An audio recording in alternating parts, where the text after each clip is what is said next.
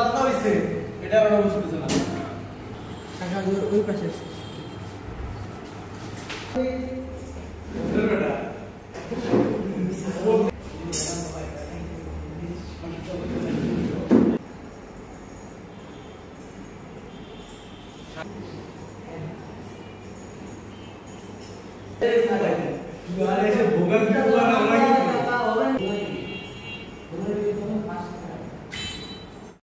শুক্রবার দিবাগত রাতে আমাদের সহকর্মীরা অফিসে ছিলেন।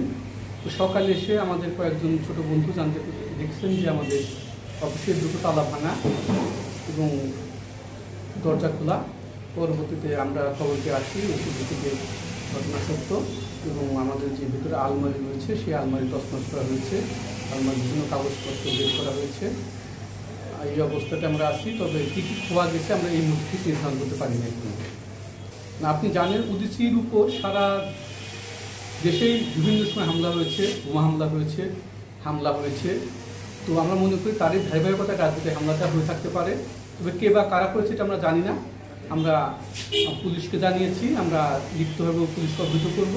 তবে একটি গোষ্ঠী আজীবনই যারা আমাদের দেশের স্বাধীনতায় বিশ্বাসী না, মুক্তিযুদ্ধে বিশ্বাসী না, একাত্তরকে বিশ্বাস করে না, তারা বরাবরই উদীচীর উপর হামলা করেছে।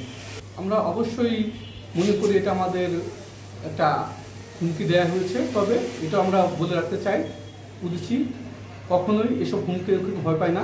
উদীচী যারা করে সাহসী মানুষ করে, দেশপ্রেমিক মানুষ করে, দেশত্ববোধের জায়গা থেকে আমরা লড়াই সংগ্রাম চালিয়ে যাই এবং আমরা আমাদের যে স্বাভাবিক কার্যক্রম এটা আমরা এই হামলা করে অব্যাহত রাখবো।